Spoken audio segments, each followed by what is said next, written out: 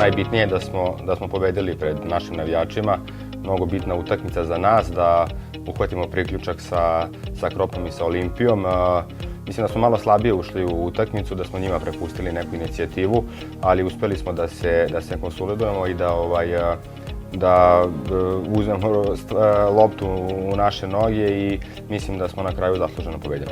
Imamo dobre rezultate iza nas, ali mislim da ne treba da se opterećujemo utakmicama koje su prošle. Jednostavno treba da se okrenemo narednim utakmicama i da samo mislimo o tome, da se iz utakmice spremamo. Ne treba da nabijamo nama neki pritisak da moramo da pobedimo svaku utakmicu, jer to može samo da nas dovede u neki problem. Kažem, najbitnije je da se fokusiramo iz nedelje u nedelju i ako budemo nastavili da radimo kao što smo do sada, naravno da ni pobjeda neće izostati. Ja sam takav da ajde neki dosta emotivan način proslavljam svaki svoj pogodak, jednostavno takav sam, ne znam drugačije da ispoljim tu neku svoju trenutnu radost. Pa ništa, ja mogu samo da se zahvalim publici na podršci koju pružaju naravno i meni i celoj ekipi, svim mojim saigračima. Eto, ja se nadam da će imati još puno razloga da zajedno slavimo. Posao napadača je da daje golove, tako da jednostavno to je opis mog posla i trudim se da iz utakmice u utakmicu budem što uspešniji.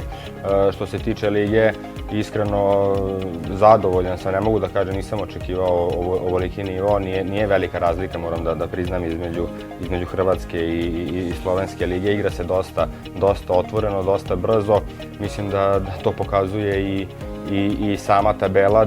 Ne treba da se opterećujemo stanjem na tabeli, mislim da ne treba da se opterećujemo drugim ekipama, treba da se fokusiramo na nas, da gledamo samo naš, da gledamo u naše dvorište i da je to neki pravi put koji će nas na kraju dovesti do željenog cilja. Nismo imali prilike da igramo tako rano, igrali smo u Sežani u 15 časova.